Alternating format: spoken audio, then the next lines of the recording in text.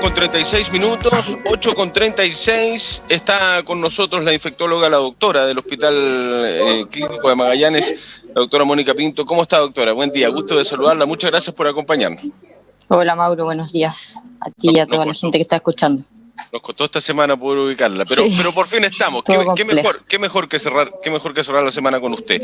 Le quiero preguntar primero, a propósito de la editorial que acabamos de terminar, ayer la primera autoridad informó de 80.000 permisos diarios que hay que dividirlos, ¿no? Hay 20.000 permisos que se entregan en promedio todos los días, los permisos individuales, y hay 60.000 permisos que entrega el gobierno como permisos colectivos, que duran una semana. Es decir, hay 60.000 personas de lunes a viernes que tienen la autorización de moverse. Entonces uno dice, claro, a muchos no les cuadra esa cifra y yo creo que el gobierno y las autoridades correspondientes deben explicar en detalle qué significa que hayan 80.000 personas con la autorización de moverse durante el día en nuestra ciudad.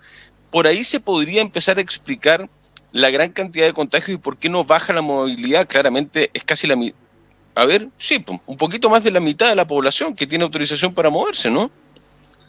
Claro. La cuarentena, el objetivo que tiene definitivamente es disminuir la movilidad, que la gente se quede en sus casas. Y a pesar de que ya llevamos prácticamente 5 semanas, no hemos logrado eso como lo logramos en abril. Uno se da cuenta cuando transita por las calles que no parece cuarentena. O sea, independiente de que no estaban los números claros hasta ayer, era uno de los factores claramente que está influyendo en que esta propagación no se pueda cortar, digamos.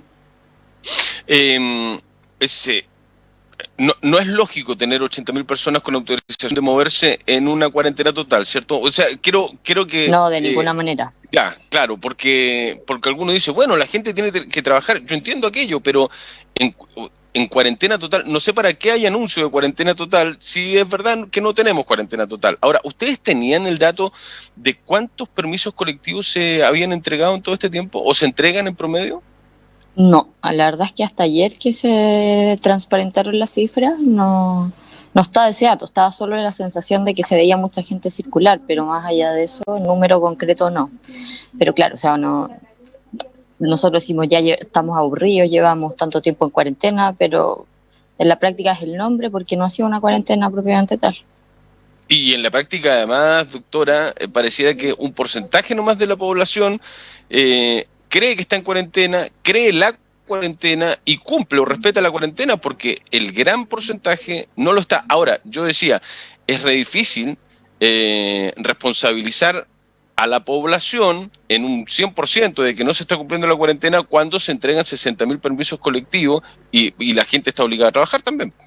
De todas maneras, y bueno, ahí la autoridad sanitaria y las autoridades regionales van a tener que comprometerse a revisar todo eso. Muchos permisos probablemente no son de trabajos esenciales y van a tener que empezar a disminuir estas facilidades porque si queremos en el fondo endurecer o tratar de efectivamente disminuir la movilidad, tenemos que poner las pilas ahora, porque si no esto solamente se va a prolongar. Doctora, ¿cómo se trata de vincular, qué vinculación tiene la gran cantidad de contagios diarios que no bajan, ¿no? Ayer 198, otra vez cercano a los 200, con ¿tenemos menos carga viral en la gente que se está contagiando? ¿Cómo lo podemos vincular a la baja tensión, dicen algunos, que tiene el hospital, que no está colapsado? Es verdad que no está colapsado, pero está viviendo un momento difícil. ¿Por qué tenemos menos gente grave o complicada teniendo tal magnitud de contagio todos los días? Uh-huh. Se está trabajando todavía en el CADI de manera de poder como confirmarlo de manera súper científica y bien clara para entregar un informe a la comunidad, pero es prácticamente 100% seguro que la cepa que está circulando ahora es distinta a la de abril. Eso pudiera explicar de alguna manera la distinta característica de la infección. Ahora, me gustaría decir que si bien el hospital no ha dejado de atender, nadie le ha faltado su ventilador o su cama de paciente crítico, eso de que no está estresado tampoco es tan así, ¿ya? El hospital ha podido dar respuesta a todo esto, pero a expensas de prácticamente 30 traslados, de abrir 2 unidades nuevas que en la primera vuelta estaban preparadas pero no se abrieron, que una es la unidad de podanestesia, que está recibiendo en este momento pacientes no COVID, pero que ya son 6 camas que se están ocupando ahí, y se abrió una unidad de cánulas nasales, que no teníamos en abril cánulas nasales, que cuenta con 14 camas. Estas 14 camas al día de hoy están todas ocupadas, y yo creo que entre este periodo, desde que llegaron las nuevas cánulas y tenemos este recurso, por lo menos han pasado con altos requerimientos de oxígeno y todo por estas cánulas, unos 80 pacientes, solo al ojo, 70, 80 pacientes, que son pacientes que en abril probablemente no teníamos este recurso y hubieran tenido que requerir un ventilador. Entonces, si bien podemos comparar un poco estas distintas olas, son momentos súper distintos para nosotros como hospital. Que la cepa sea distinta a la de la primera hora, de fines de marzo, principios de abril, ¿qué significa, doctora, que sea distinta? ¿Es menos agresiva? ¿Qué diferenciación podemos hacer? ¿Qué diferencias tiene una cepa a la otra? O sea, en este momento lo que están tratando de dilucidar son las mutaciones que tienen, pero se crean unos árboles filogenéticos y donde uno puede decir, ya, esta cepa va acá en el circulito en el número 8 y esta otra va en el número 20. O sea, no es que sea más agresiva, sino que es distinta. Y eso puede implicar que se transmita más, que se transmita menos, que sea más agresiva, que no sea más agresiva. Y todo eso es lo que se está desarrollando y está en camino ahora recién. ¿Que tiene alguna relación que nos fuimos habituando los magallánicos, lo que más se ha ido habituando es el uso de la mascarilla? ¿Tiene alguna relación con que ocupemos tanto la mascarilla los magallánicos, los puntarenenses, las puntarenenses, en que la carga viral de un contagio sea menor? O sea, sin duda... Se lo pregunto porque algunos profesionales lo han dicho, lo escuché anoche o antenoche en un noticiero. O sea, lo que va a hacer sí o sí la mascarilla es evitar que yo pueda transmitirte a ti. Eso sí baja. Sí. ¿Ya? Ahora, efectivamente, si yo te llego a contagiar, probablemente la carga viral es menor. Ahora, lo que no está totalmente claro es cómo reacciona cada huésped frente a una carga alta o baja. Hay muchas veces en que la enfermedad básicamente se desata porque en una primera parte ataca el virus, pero luego es la respuesta inmune de uno la que provoca el mayor daño. Entonces puede que yo con una carga viral baja haga la enfermedad grave igual, y puede que tú con una carga viral alta solamente hagas los síntomas gripales. Pero, ¿Sí? Pero efectivamente disminuye la transmisión. Ya, ok. Lo que se está hablando respecto de que se van a cambiar algunas medidas, que va a ser más restrictiva la fiscalización y las determinaciones que se tomen en las próximas horas. Se entiende que a partir del lunes. Al parecer la restricción vehicular no ha dado resultado, hoy día se va a evaluar, podría levantarse, pero claramente acá hay que bajar la movilidad. Se habla de que los trabajadores que vengan de otras regiones tienen que venir con un PCR para presentarlo ahora y que va a haber mayor control en el aeropuerto. ¿Es suficiente las medidas que se están dando a conocer, cree usted, doctora? De lo que se dio a conocer, la verdad es que yo estoy de acuerdo con todo. Lo que me faltó... pero ahí ya no depende de Intendencia, sino un poco más de Seremi, es que yo de todas maneras pondría más gente a trazar. Si bien cuando vino la otra vez la comitiva de nivel central se creó este centro de trazadores que cuenta con alrededor de 70, 80 personas, creo, ¿sí? Me parece que para los casos activos que tenemos hoy en día es insuficiente. Es insuficiente todavía. Ayer confirmaba la subsecretaria Paula Daza que habían entre 70 y 80 trazadores, que antes había muchos menos, ¿no? Si sí, aumentó. No, antes era una locura. Sí. Y ahora entre 70 y 80. ¿Cuántos trazadores necesitaríamos nosotros acá en Punta Arenas para poder tener claridad al respecto? Yo creo que por lo menos doblar la cifra que tenemos hoy día. Lo que te dejaría más o menos en este momento de un trazador para 10 casos. Ya, cosa que hoy día no ocurre. Claro. Porque tenemos que, me decía, doctora, perdón. Tenemos como 1.400 casos activos y ahí nos estamos moviendo 1.200, 1.400. Entonces, Por lo demás, somos una de las regiones que tiene a ver, el trazador va a llamar, va a decirle al paciente que está positivo y tiene que ver los contactos estrechos. Y somos una de las regiones que identifica menos contactos estrechos a nivel país. Entonces, en los países donde se ha logrado contener toda la pandemia, se encuentran alrededor desde 5 hasta 10 más o menos contactos estrechos por paciente positivo. Nosotros en promedio encontramos 2. Entonces, es difícil pensar que una persona las últimas 48 horas solo tuvo contacto con 2 personas, siendo que sabemos que la gente se saca la mascarilla para comer, se la saca durante el día, etcétera. Entonces, me parece que ahí también falta reforzar. Ya, o sea, falta reforzamiento también en el tema educacional, aunque parezca raro o extraño el repetir, Sí. el lavado de manos, el uso de la mascarilla, el distanciamiento social, es elemental, esos 3 puntos, pero hay que repetirlo de repente, porque ¿por qué entra una segunda cepa? ¿Qué significa que sea una segunda cepa, doctora? ¿Alguien vino de otro lado, mutó de la primera? ¿Cómo le explicamos a la gente con palabras fáciles, por decirlo de alguna manera, por qué tenemos una segunda cepa? ¿Cómo nace una segunda cepa? Hay una página como a nivel mundial donde cada lugar que secuencia una cepa mete su cepa. ¿Ya? Entonces uno mete, esta es la de Wuhan, que fue la número 1, esta es de Estados Unidos, esta es la de Punta Arenas. Y hay que hacer los cruces. O sea, cuando nosotros ya tengamos identificada cuál es la de acá, se cruza en el fondo y tú puedes decir, ya, esta cepa parece que era la que circulaba, te voy a inventar, en el norte. Entonces, una de las hipótesis puede ser que llegó por el aeropuerto o qué sé yo. O es la misma cepa con la que partimos, solo que ahora se diferenció en una ramita y fue porque mutó en el camino acá con nosotros. Ok. Pero eso es lo que se está haciendo en este momento. Ok, voy a redes sociales. La gente pregunta, ¿sería bueno sanitizar la ciudad? La verdad es que eso no ha demostrado científicamente que sirva, ¿ya? Eh, a mí me parece que hay que poner los esfuerzos en otra parte. No, no es una medida que me parezca útil.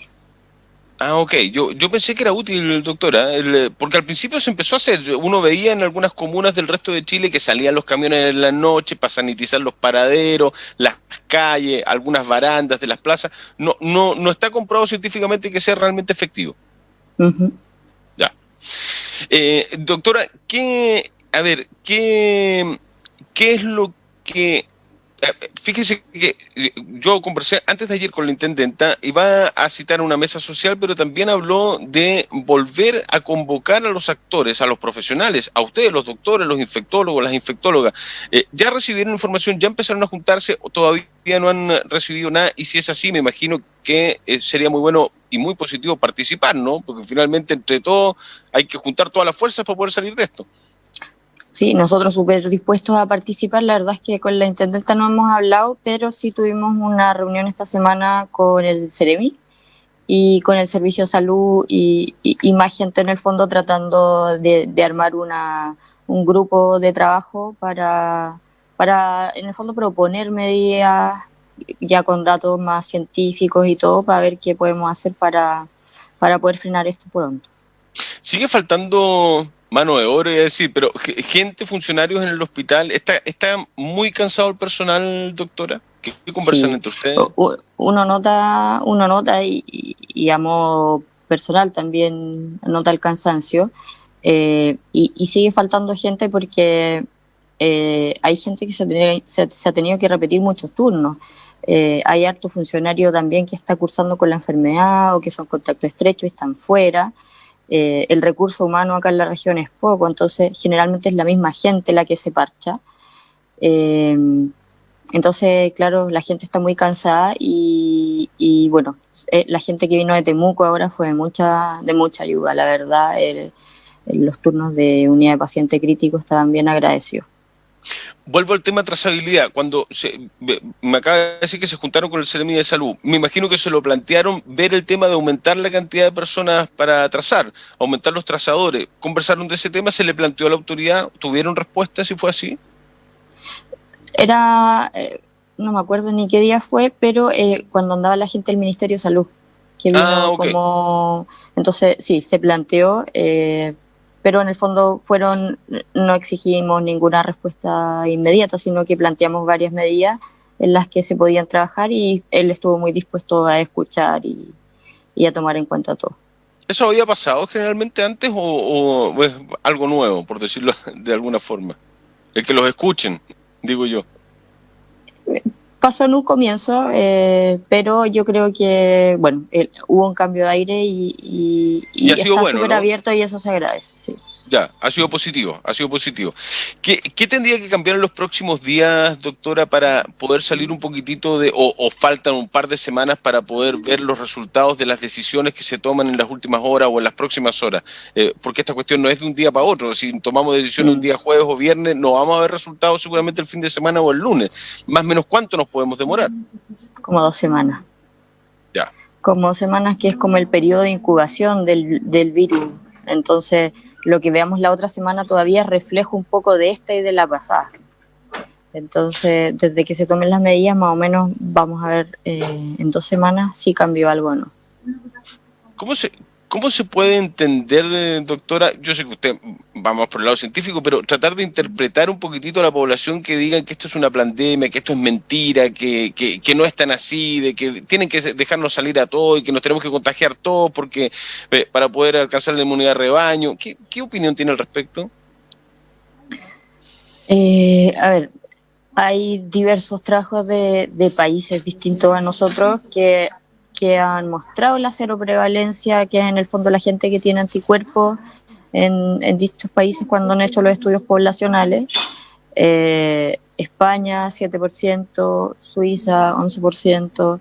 Entonces, para que uno tenga una inmunidad de rebaño, lo que necesita es que más o menos tengamos un 60% de la De la población población. con ¿Ya? anticuerpos. Eh, entonces, ya se vio en un comienzo que Gran Bretaña, por ejemplo, lo trató de hacer cuando todos entraron a cuarentena, dijo, no, nosotros vamos a irnos por el otro camino y tuvieron que echarse para atrás porque colapsó su sistema de salud. Y por lo demás, quizás funcione a largo plazo, pero eso implicaría que uno tendría que sacrificar muchas vidas porque gente se va a infectar y se va a morir. Entonces, es una cosa como ética no hacerlo, digamos. Voy de nuevo a las redes. Sandra dice, en España dicen que los mayores contagios son en las casas con las familias porque estamos sin mascarillas dentro de un lugar con amigos o familia y nos relajamos. Claro, de partida tengo que decir que no deberían juntarse. En general, no la gente, aunque sean familiares, no deberían juntarse. Pero sí uno se relaja cuando está con alguien, con un familiar cercano, o cuando va a ver a un familiar cercano, se saca la mascarilla, como que se relaja. ¿Tiene alguna condición nuestra forma de vida en el momento de emergencia sanitaria que vivimos? Es decir, estamos más encerrados, pero generalmente nosotros vivimos en casas que están Uh-huh. bien protegidas, donde hay poco aire de repente circulando. ¿Eso afecta? Sí, y en el fondo porque está bien demostrado que en espacios cerrados hay más concentración de virus que si uno estuviera en una plaza, por ejemplo. Y nosotros acá en Magallanes vivimos hartos de casa en casa, los asaditos en los quinchos, qué sé yo. Eh, pero efectivamente hemos visto lo mismo que te comentan ahí en redes sociales, que harto contagio por juntas familiares, reuniones familiares, celebraciones y principalmente por familias que visitaron a otras familias. Ya, me quedan dos cositas y me quedan 3 minutos. Locomoción colectiva, ¿qué debería poder hacerse? Yo imagino que es un tremendo transportador del virus y lo digo porque además muchos dirigentes de colectivos que me están escribiendo, que hacen un llamado a sanitizarse, a hacerse los exámenes, a los propios conductores. Los colectivos, uno se imagina, vaya, ahí sí que debe correr o podría correr el virus o el riesgo de contagio podría ser muy alto porque van 4 o 5 personas adentro. Sí, claro, se puede ocupar mascarilla, pero no alcanzas a sanitizar el vehículo cuando se baja un pasajero y se sube otro. Es complejo el tema de la locomoción colectiva, ¿eh? Uh-huh. Acá lo que hay que pensar es que uno porta el virus básicamente como en dos lugares, por decir así. Uno es el aparato respiratorio, que desde la fosa nasal, orofaringe, todo lo de arriba, y el resto, gran carga viral, principalmente en las manos, ¿ya? Entonces, independiente que la persona o sea, que por ejemplo el colectivero no alcance, porque es imposible en el fondo que se baje un pasajero limpie, se baje un pasajero limpio con alcohol. Sí. Cada pasajero debiese tener ese resguardo, porque si entró uno positivo y yo me senté al lado, pero yo ando con mi mascarilla, me bajé y me lavé las manos o con alcohol gel o con qué sé yo, ya saqué el virus. ¿Ya? En el fondo uno disminuye todo el riesgo. Obviamente estar cerca de una persona que pudiese estar positiva ya es riesgoso, pero ¿cómo lo puedo bajar yo así? Y el colectivero propiamente tal, desinfección cada cierto rato con alcohol gel, uso de mascarilla permanente, y a mí me había parecido una súper buena idea que vi algunos que tenían como un plástico entre medio, me parecía Una cortina sanitaria, sí, que las colocan ahí claro, colgando, ¿no? pero Sí. era como un acrílico, por decir así. Ya, sí. Me pareció una buena medida, porque en el fondo él puede no llevar un pasajero adelante, por ejemplo, como para él estar más protegido, su alcohol gel constante, mascarilla, y los pasajeros de atrás, en el fondo ya es responsabilidad un poco individual de cada vez que uno se baje o toque algo y andar con su mascarilla. Entiendo, claro, no se ocupa el asiento del copiloto, como taxi londinense, porque como taxi en Europa, Claro. ¿no? Que están cerrados y que van 3 personas atrás nomás, de poco menos que pagas a través de un orificio ahí en la mitad detrás del asiento. Lo último, nuestro clima, ¿tiene incidencia o no? El frío, las bajas temperaturas. ¿Qué pasa con el viento? ¿Se mueve el virus con el viento? De eso hay trabajos solamente como experimentales y algunos muestran que efectivamente podría desplazarlo un poco más. Ahora, más que el frío haga que tengamos más virus respiratorio, la verdad es que eso no, pero sí nuestra forma de vida, porque era lo mismo que conversábamos antes, porque nosotros andamos menos en la calle, menos en las plazas y estamos mucho más en lugares cerrados. Y eso sí que facilita la propagación. Ya, el viento, solamente estos estudios preliminares, no. Sí, No pero son bien, no son en persona, son bien como en laboratorio. Ya, perfecto. La infectóloga, la doctora Mónica Pinto. Doctora, muchas gracias, muy gentil como siempre, un gusto conversar con usted, abriendo esta jornada de viernes. Igualmente, que tengan un buen fin de semana. Y igual, a todos que aunque seamos repetitivos, y tú lo mencionabas, acá las medidas de prevención son las mismas que hemos dicho siempre: lavarse las manos, la mascarilla, evitar el contacto, las aglomeraciones, idealmente solo con el núcleo familiar. Y ojo que he escuchado en varios ahí que trabajos o cosas piden PCRs preventivas. La PCR no es una prevención, o sea, si yo me tomo una PCR y salgo positivo no estoy previniendo nada, solo estoy diagnosticando. Las medidas preventivas son las que hemos dicho. Eso. Y quedarse en casa, ¿no? Si no salir, si es absolutamente necesario. Doctora, un gusto, buena jornada, lindo viernes. Chao. Que le vaya bien. Igual. Chao, hasta luego. Pausa, ya venimos.